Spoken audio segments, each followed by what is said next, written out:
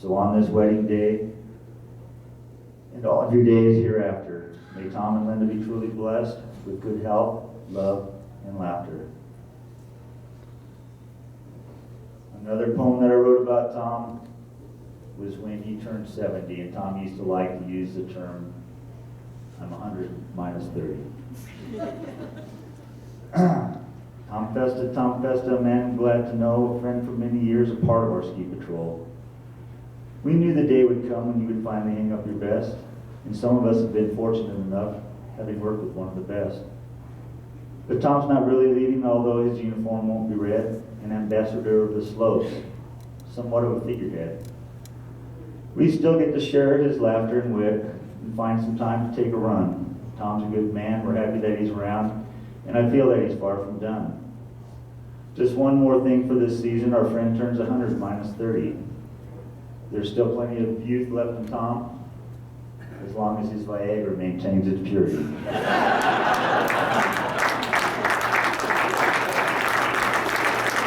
You know what I mean? So the last poem is the Christmas poem that I wrote this year, and I've never included other people's names or patrollers in this poem. I do that with other people's poems and wedding poems and end of the year poems. But this year I wrote a poem and included Tom one more time.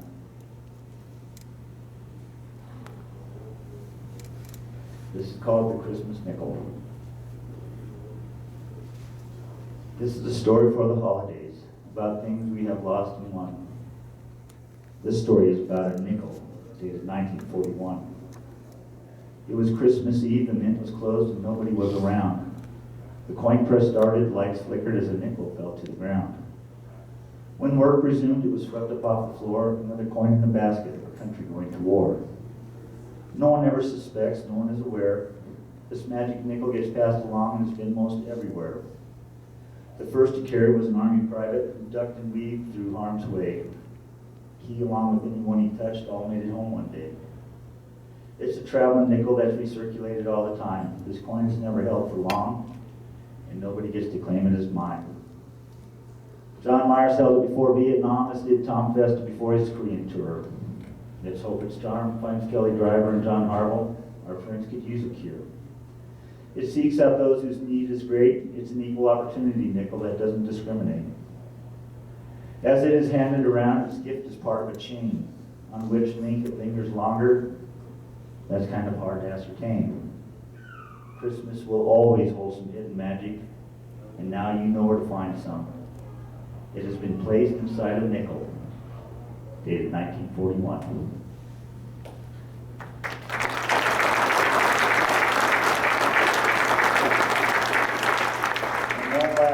One last little story about Tom, and this is how quick and witty the guy was.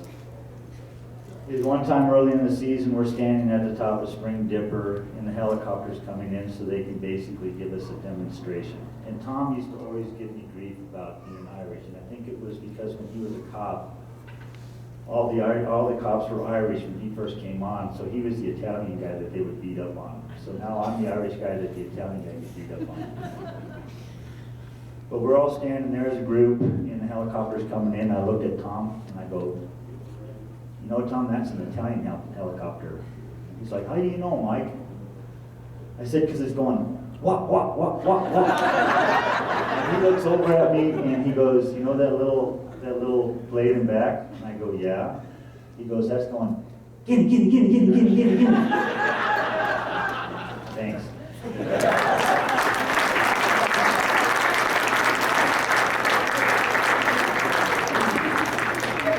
Hey Mike, if it helps you feel better, you will never be a ski patrol supervisor at Keystone.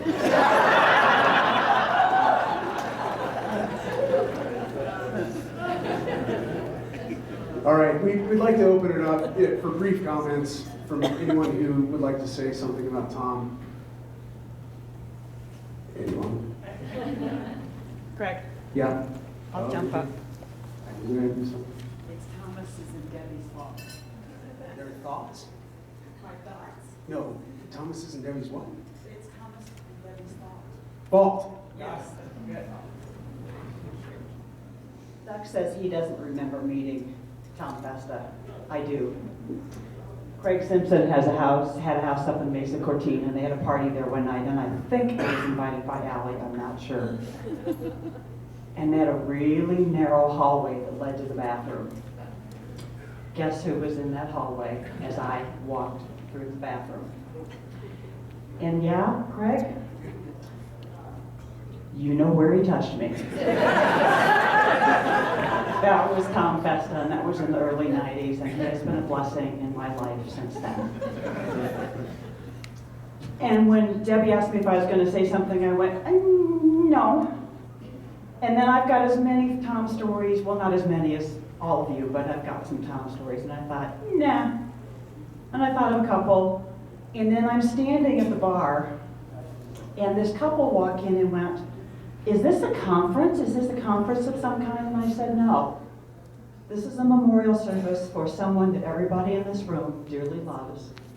And all of us have stories, and all of us have a place in our hearts for this man. And this woman goes, oh, we're so sorry we're here. And I said, no. Tommy would have loved this, because Tom Festa did not know a stranger. And that's been a theme throughout this evening. Tommy did not know a stranger, and oh, by the way, this woman was very attractive.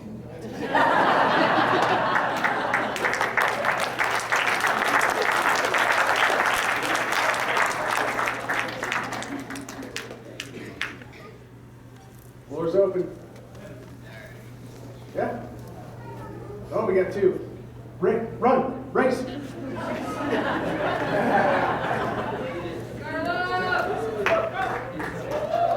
So who's going to volunteer to put their rubber over their head and blow it up? Simpson! Okay, all right. And then you put, light the cigarette, flick it in your mouth, and then flick it out again and smoke it some more. Oh, I never saw that one. I must have left too early. So, You gotta have the right glass. what's that? You gotta have the right glass. Oh, okay. The right rubber too. So, a lot Toilet paper, yeah, toilet paper. Oh yeah, you disappoint me, Craig. I mean, you were supposed to walk up here with toilet paper coming out of your shoe. So, yeah, that's the guy who trained us to be ski patrollers. And there's been a lot of people have talked about how Tom has trained them and some of the seat of the pants things he did. And I remember several years into my career, I started training patrollers as well. And so I worked with Tom training patrollers. And we had a group of young and impressionable rookies one day on the top of Mozart. And most of you guys maybe know what Mozart, what kind of a run it is. It drops off pretty steeply right from the top. And we were doing rig training. So he was going to prove a point to these guys. He never said anything to anybody about what he was going to do. And we're all standing there, and he doesn't say a word, and he goes over and gets a toboggan and locks the horns up and takes the chain and puts it inside the front of the toboggan, and he sits in the toboggan, and he pushes himself off down to the top of Mozart. And then, not too far down, he throws the chain out of the toboggan, and that's what we use for a brake. And the toboggan comes to a stop. And all the rookies' eyes are this big. And they're like, wow, that thing really works. He can really stop a toboggan with that. Tom gets out and he puts the toboggan away, and he comes over to me later and he says, I was really hoping that would work. I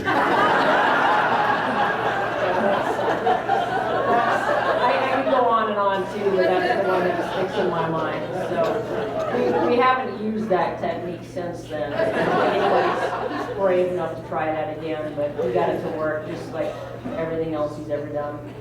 Thank you.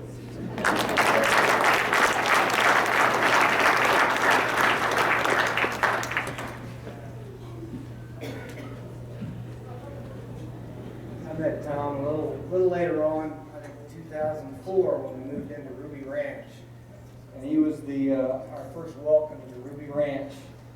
And he invited us over to his famous waffle breakfast. My wife, my daughter, 12 years old. And I think, Linda, I think you were busy doing some marketing for the town of Frisco at the time. And he shared with us pictures of your romantic wedding at the pond and had you with the love of his life. And every time he'd say something a little off color, he'd look at my daughter and I, and he'd say, "Now, don't you repeat that. What you hear in this house stays in this house." But we thoroughly enjoyed Tom and his stories, and we love knowing you, and thank you for being who you are.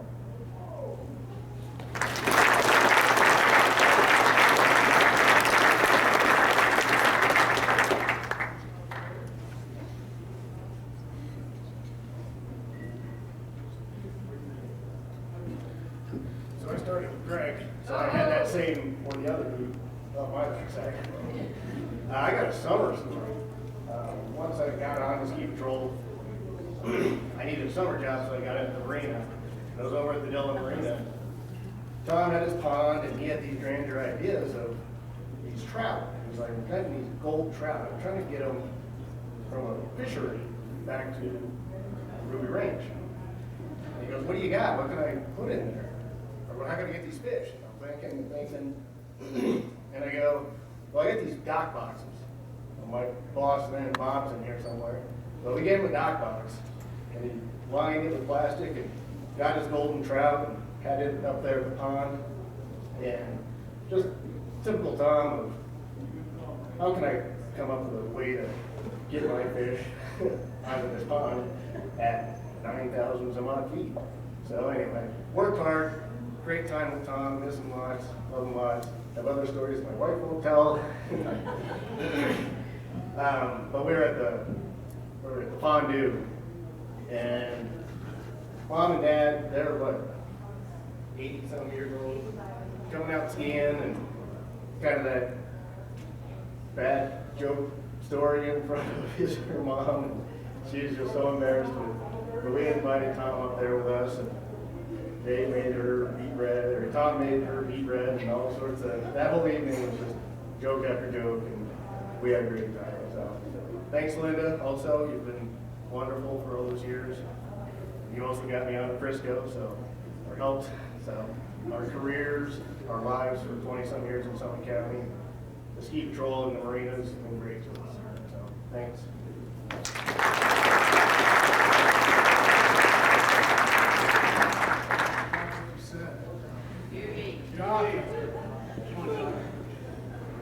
All these stories, one just popped into my mind. I was on the trail in the early 90s. Off the stage, man. Back your two ways. Told us that just popped in my mind that one time, it was then in the patrol season, like we had some kind of organized kind of ski patrol field trip. We all went in the bus, like a Keystone bus down to Colorado Rockies. And Tom, I guess, decided he wanted to get some beer and sneak it into the ballpark where it's not allowed. And so he had a urinal, like a hospital urinal. He puts it to his belt. He pours the beer in there, and it's like urine. He's telling the people at the ticket gate there, he's like, I got this problem. I got to carry this thing. I can't control my urine very well. So, he got that beer, and he's in there drinking the beer.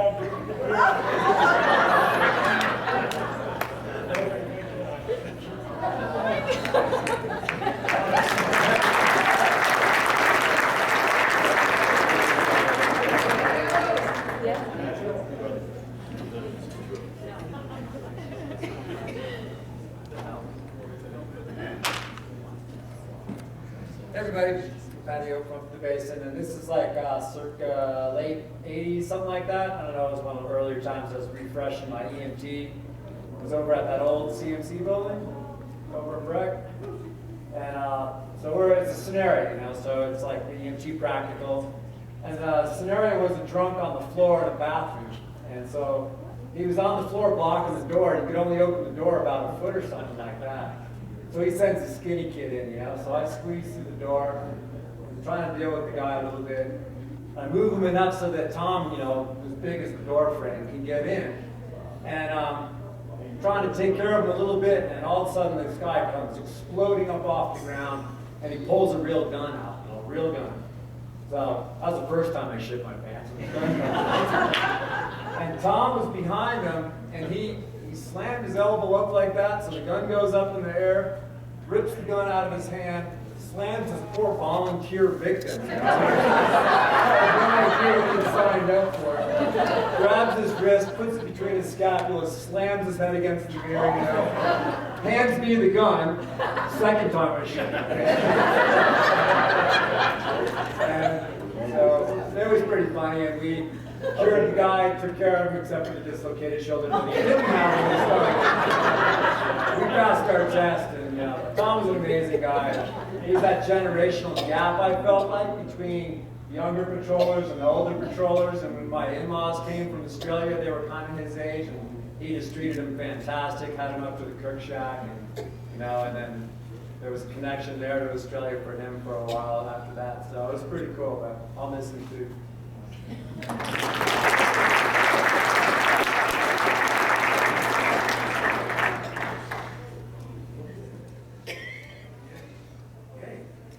Ladies and gentlemen, Mrs. Simpson.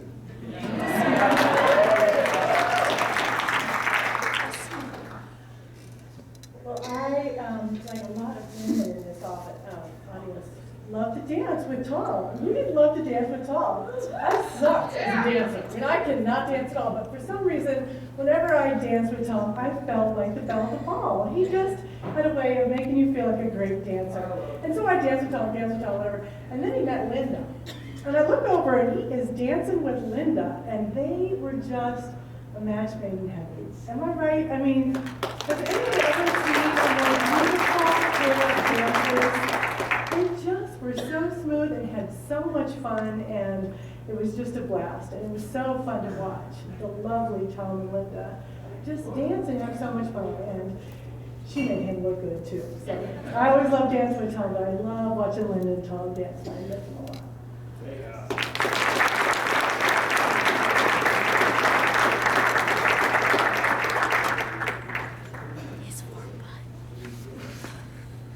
Hello, I'm Andrew. I'm Tom's grandson.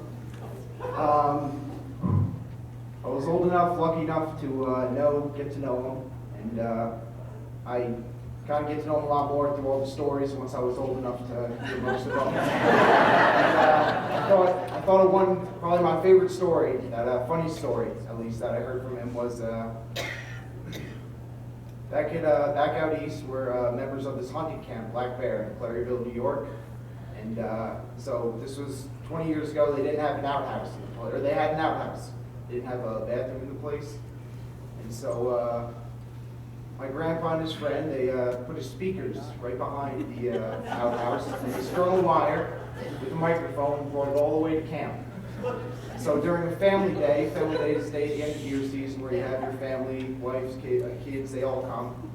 And so he waits till a lady goes to the bathroom in the outhouse. And he calls everyone over, and they're all looking from the camp. The outhouse is like 20 yards from camp. And so they're all watching, and they're like, watch this. He grabs the microphone, waits about a minute after the lady goes in the bathroom, and he goes, "Hey, what are you doing? There's guys working down here." And the lady comes running out of the bathroom. That's probably my favorite story.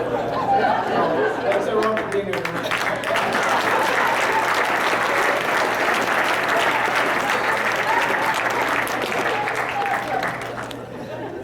Well, this story actually starts 16 years ago and then reverses back in time.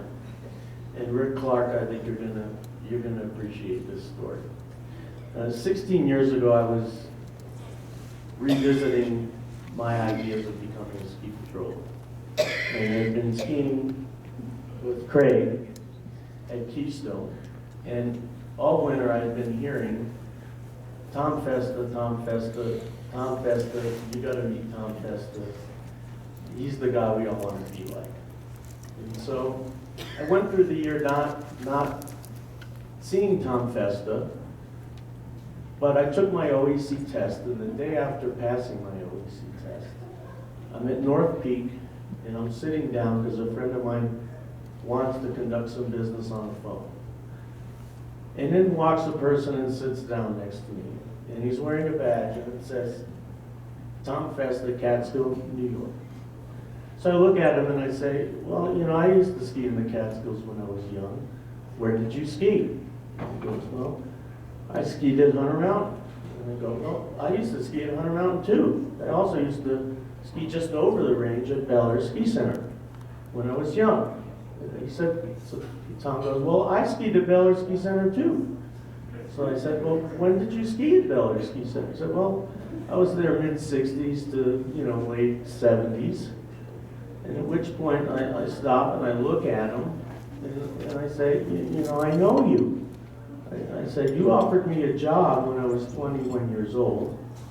I graduated college in Colorado. I had gone back to New York. And I thanked you, and then I said, but I'm moving back to Colorado tomorrow. At which point, 24 years passed. I gave up the idea of being a ski patroller, started a family, got married. And 24 years later, the day after I passed my OEC class, the very person I run into again is Tom Festa. And he looks at me and he says, I remember you. At which point we became friends. So I thought that was a very interesting and odd occurrence. But I really do believe that things happen for a reason. And I think there was a reason why I met him after a 24-year absence on that very day after passing my OEC test. And since then, I've been a patroller for the last 15 years. And I think a lot of that to him. And he's a great person. I've known him since I was 16. He was the patrol director at Bel Air when I was in high school. And I think I picked up something I dropped off a long time ago because of him, and that was meant to happen.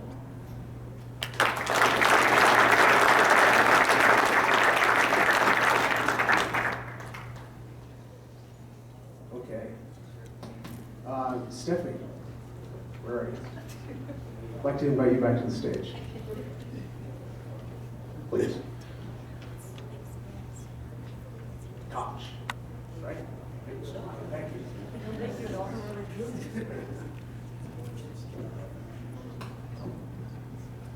I've been asked to conclude this evening in some ways, and so I have been taking a lot of notes of the things that I could take notes of.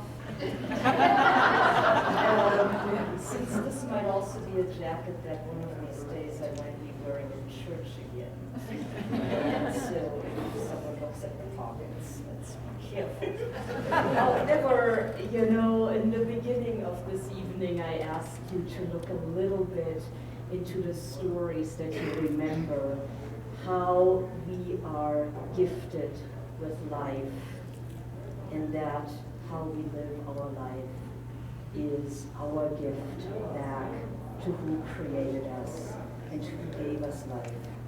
And one thing that I heard over and over tonight, between mentoring and dancing and everything else, was that Tom was able to live life lightly, and that he showed all of us a lightness of life that all too often we forget. There are so many things that day in and day out can drag us down, from the electricity bill to God knows what else.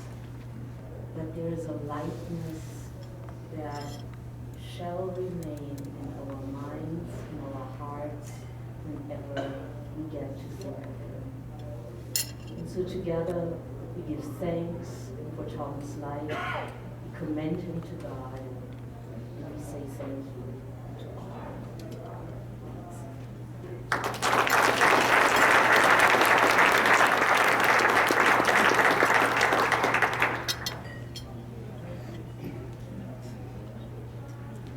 Couldn't end the night without this. This is the tool that has Tom's name on it that comes with me every day. It still works out there.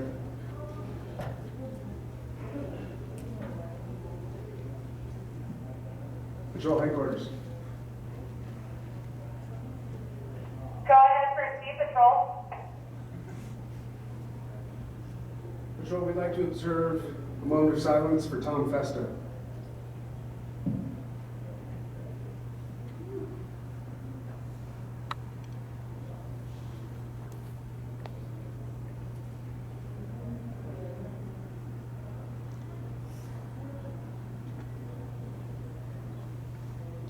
Tommy, you have permission to bypass PHQ and head home.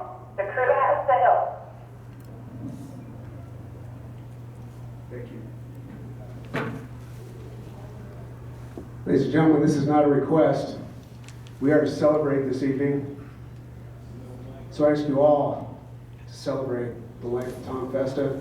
Linda, love you, love you, love you. Thank you, Tom. Thank you, thank you. Live life. Let's go do this thing. Thank you.